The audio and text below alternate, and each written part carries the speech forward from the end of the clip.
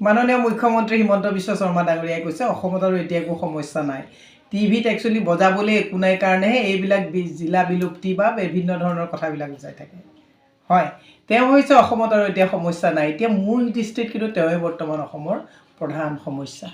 যিজন মুখ্যমন্ত্ৰীয়ে ইমান কোটি কোটি টকা, লাখৰ ওপৰত কোটি টকা ধাৰ হোৱাৰ পাছত, সংস্থাপনহীনতাত ভোগাৰ পিছত অসমীয়া মানুহৰ ভাষা মুখৰ পৰা কাহিনী ব্যৱস্থা কৰিছে। এইখিনি সময়ত তেওঁ কৈছে অসমৰ কোনো সমস্যা নাই, জিলা বিলুপ্তি লৈ পেলাই কোনো জেগাত ক'তো প্ৰতিবাদ হোৱা নাই, চব ঠিক ঠাক হৈ গ'ল। কোনে ক'লে চব ঠিক ঠাক হৈ গ'ল? আমিতো কোৱা নাই যে জিলা বিলুপ্তি কৰাক লৈ পেলাই আমি সুখী। আমিবিলাক ৰাইজ নহয় নেকি? আমাৰ টেক্স আপুনি নলয় নেকি? আমি বস্তু বাহিনীৰ অত্যাধিক মূল্য আপোনালোকক বহন নকৰোঁ নেকি? অসমৰ যিখিনি ৰাজকোষৰ ধাৰ আমি সেইবিলাক বহন নকৰোঁ নেকি? আমিতো সুখী হোৱা নাই 4খন জিলাক বিলুপ্তি কৰাক লৈ। আমিতো সুখী হোৱা নাই যে অসমখনক বিখণ্ডিত কৰি সৰু এখন এমুঠি অসম কৰিব আপুনি যিটো ওলাইছে, আমিতো তাত সুখী হোৱা নাই। কিন্তু আপুনি ক'ব বিচাৰিছে অসমত কোনো সমস্যা নাই। মই ৰাইজক বাৰে প্ৰতি ক'ব লাগিব, ৰাইজে এইটো নাভাবিব যে আমি সদায় মুখ্যমন্ত্ৰীক কটাক্ষ কৰিছোঁ। হিমন্ত বিশ্ব শৰ্মা বুলি কথাটো নহয়। কাইলৈ মুখ্যমন্ত্ৰী বেলেগ এজন হ'লেও আমাৰ প্ৰশ্নখিনি তেওঁলোকেই যাব যেতিয়া অসমৰ অহিতে চিন্তা কৰিব। দুটামান কথা আপোনালোকে জানি থওক। GS ৰোডত যিখন ফুটব্ৰিজ প্ৰায় 9 কোটি টকাকৈ একোখন ফুটব্ৰিজ বনাইছিলে, এই ফুটব্ৰিজ কেইখনৰ আজি তাৰিখত ব্যৱহাৰ হৈছেনে নাই ৰাইজে এবাৰ চকুত ৰাখক। ভৰলুমুখ পাৰ্কৰ ওচৰত যিখন ব্ৰিজ বনাইছিলে, সেই ব্ৰিজখনত দৈনিক 10জন মানুহেও তাৰ ওপৰেদি পাৰ নহয়। তাৰ পইচাবিলাক ৰাজকোষৰ অপব্যয় হৈছে। এই কথাবিলাক ৰাইজে জানি থওক। বেজেৰাত এটা তেওঁলোকে ছুইমিং পুল বনাইছিলে, আপোনালোকে গৈ এপাক চাই আহিব, কোটি কোটি টকা খৰচ কৰা হ'ল। সেই ছুইমিং পুলৰ পানীত এতিয়া শেলৰি লাগিছে। ৰাজীৱ গান্ধী যিখন ইনডোৰ ষ্টেডিয়াম আছিলে, কংগ্ৰেছৰ দিনতে বনিছিলে, সেই ইনডোৰ ষ্টেডিয়ামখনত তেতিয়া আগতে বিভিন্ন খেল ধেমালি হৈছিলে। বিভিন্ন প্ৰতিভাৱান ব্যক্তিসকল তাত আহিছিলে, তাত খেল আদি হৈছিলে। এতিয়া কি হয়, এই উস্তাদ চৰকাৰৰ দিনত কেৱল মাত্ৰ EVM মেচিনবিলাক তাত নি পেলাই তাতে ৰখা হয়, সেইটোৱে কাম হয় ষ্টেডিয়ামৰ। সেইকাৰণে আমি মুখ্যমন্ত্ৰীজনক কথাটো কৈছোঁ, ৰাজকোষৰ ধন অপচয় কৰি কেৱল মাত্ৰ বিল্ডিং বনাই আপুনি এই বাকী বনোৱা বিল্ডিংবিলাকৰ যে অপপ্ৰয়োগ হৈ আছে, অব্যৱহৃত হৈ আছে। আৰু এটা কথা ৰ'ব, আপোনালোকে জানি থওক, এই যে ব্ৰহ্মপুত্ৰ ফেষ্টিভেল হৈ আছে, তাত প্ৰায় কি বুলি কণ্ট্ৰেক্টৰজনক প্ৰায় 50 লাখৰ অধিক টকা ইতিমধ্যে দি দিছে। আৰু তাত 300 টকাকৈ টিকেট কাটি পেলাই নাও পাৰ কিন্তু কোনো গৈ পেলাই এতিয়া নাযায়।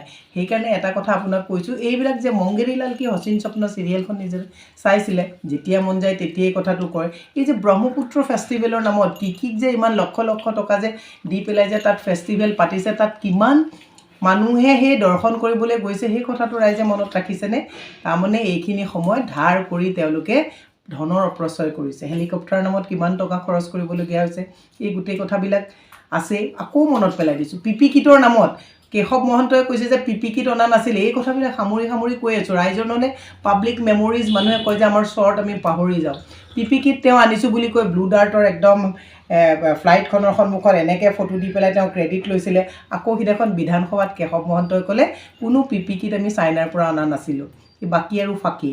টুইন টাৱাৰৰ সপোন দেখুৱাইছিলে, এতিয়া আকৌ কৈছে টুইন টাৱাৰ বনাব পৰা প্ৰযুক্তি অসমত নাই। তেতিয়াহ'লে সপোনবিলাক কিয় এনেকৈ বিক্ৰী কৰি আছিলে? স্মাৰ্ট চিটি বনোৱা কথা আছিলে, স্মাৰ্ট চিটি বনাম বুলি কৈ মাটিবিলাকৰ দাম বঢ়ালে, ফ্লেটবিলাকৰ দাম বঢ়ালে, কিন্তু স্মাৰ্ট চিটিৰ কাৰণে বাজেট নাই। এই কথাবিলাক পাহৰি নাযাব। হাইৱে এক্সপ্ৰেছ ক'ত হ'ল সেই কথাবিলাক আপোনালোকে এবাৰ মনত ৰাখিলে ভাল। এই কথাবিলাক মনতেই পেলাই থাকিব লাগিব। এডভান্টেজ আছামৰ নামত বিভিন্ন হাজাৰ কোটি টকা খৰচ কৰা হ'ল, কিন্তু এডভান্টেজ আছাম অসমত হৈ নুঠিলে। গতিকে এই কথাবিলাক ৰাইজক মনত পেলাই দিয়ে থাকিব লাগিব। অসমীয়া মাধ্যমিকৰ বহু বিদ্যালয়ত ইতিমধ্যে তলা লাগিলে। তেওঁৰ পত্নীয়ে ডাঙৰ ইণ্টাৰনেশ্যনেল স্কুল খুলিছে, লাখ লাখ টকা দি পেলাই তাত পঢ়িব লাগিব। গতিকে ৰাইজ এই কথাবিলাক আমি কৈ থাকিম, আপোনালোকে আমাক বেয়া নাপাব, কাৰণ আমি বিৰোধীত আমাৰ কামটোৱে হৈছে চৰকাৰে জনহিতৈষী কাম যদি নকৰি জনকল্যাণ বিমুখী কাম কৰে, তেতিয়াহ'লে ৰাজকোষৰ ধন হ্ৰাস কৰি কেৱল মাত্ৰ বিল্ডিং কনষ্ট্ৰাকশ্যনত যদি চৰকাৰ বৰ্তি হয়, তেতিয়াহ'লে চৰকাৰক আঙুলিয়াই থকাটো আমাৰ কাম। আমি হিমন্ত বিশ্ব শৰ্মাৰ বিৰোধ বুলি কথাটো কোৱা নাই।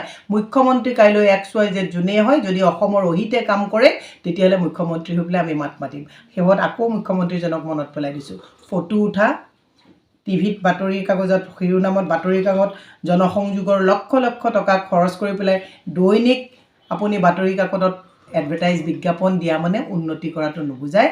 আৰু ঠাট্টা মস্কৰা কৰি অসমৰ যিসকল মানুহে মানে আজি যোৰহাটৰ মানুহ গোলাঘাটত সোমাবলগীয়া হৈছে, জিলাত গোলাঘাটৰ মানুহ যোৰহাট ডিষ্ট্ৰিক্টত আহিবলগীয়া হৈছে, হাজাৰ হাজাৰ মানুহে তাত প্ৰতিবাদ কৰিছে।